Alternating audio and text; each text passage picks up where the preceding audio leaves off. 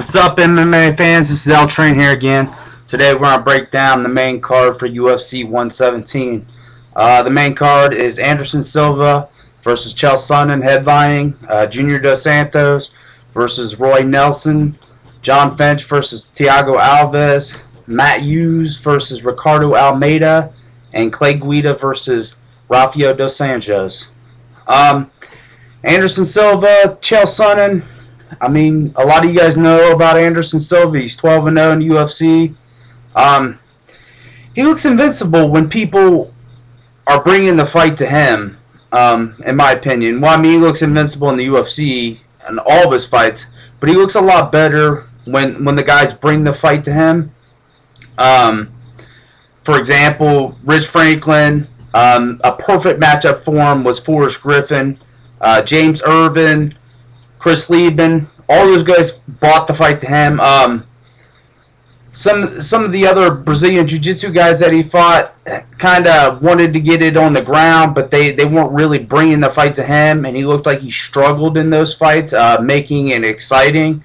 The people that gave him the most trouble was Dan Henderson and Travis Lutter, both pretty decent wrestlers. It wasn't for long. It was just like the first round of each of those fights were his worst rounds in the UFC.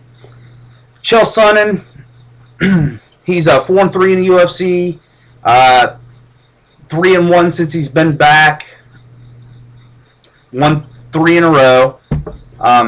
He controls a lot of his fights.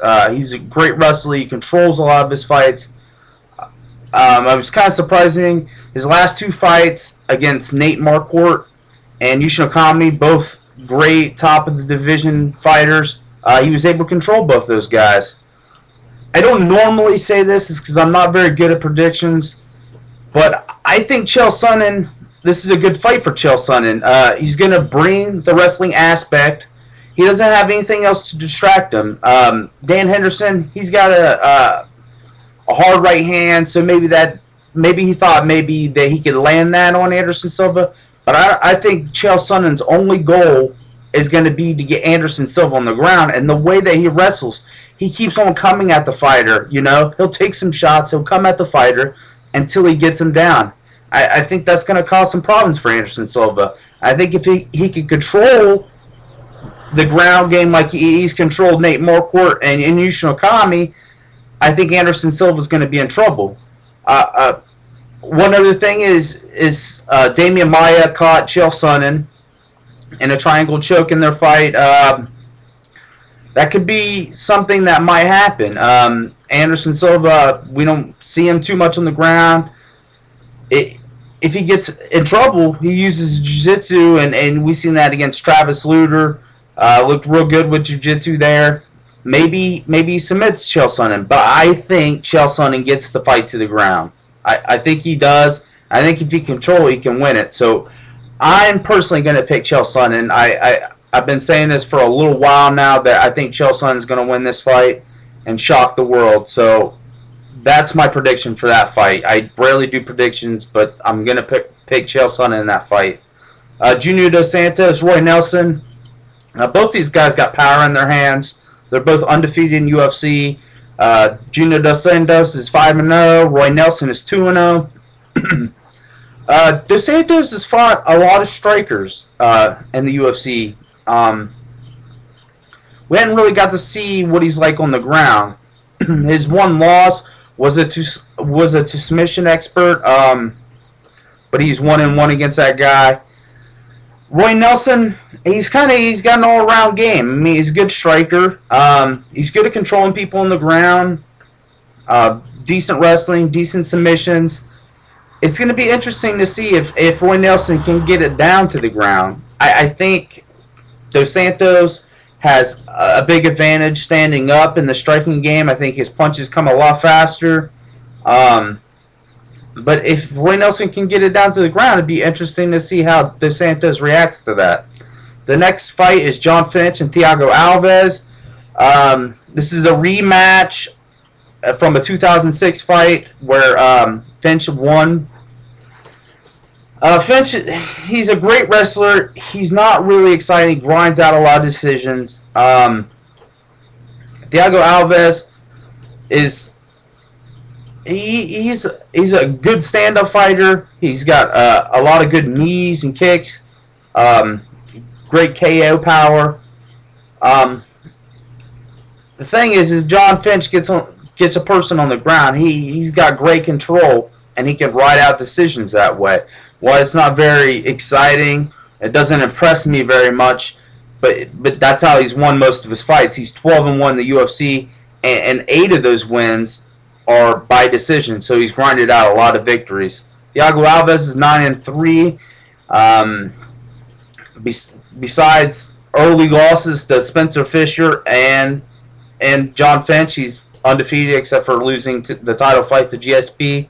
So that is, I got John Finch ranked at number 2. Thiago Alves ranked as number 3. So that's going to be a good matchup. It just decides on who can, implement their game. It's kind of a toss-up. If Alves can get Finch hurt early, I think it goes his way. If Finch is able to get him on the ground and Alves not able to stop his takedowns, then I think Finch is going to get that one. Moving on to the next one, we got Matt Hughes versus Ricardo Almeida. Hughes has been kind of inactive as of late. He's 17-5 in the UFC. Great wrestler, but he's 3-3 in his last 6 fights. But 2 of those losses are to GSP, so I guess that doesn't look as bad on your record. He's on a 2-fight winning streak right now. Almeida just recently dropped from the middleweight division down to welterweight. He looked great in his first fight against Matt Brown. He's got top-notch submissions, and Matt Hughes has lost 3 of his 5 losses are by submission.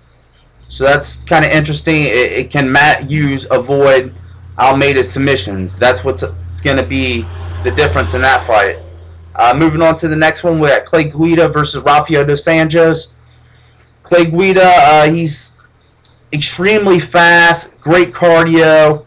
Dos Anjos is excellent at submissions, real dangerous on the ground. The Carpenter has good wrestling. He's 1-2 in his last 3. Got a 7-5 UFC record. Dos Anjos is 3-2. Is on a 3-fight win streak in the UFC.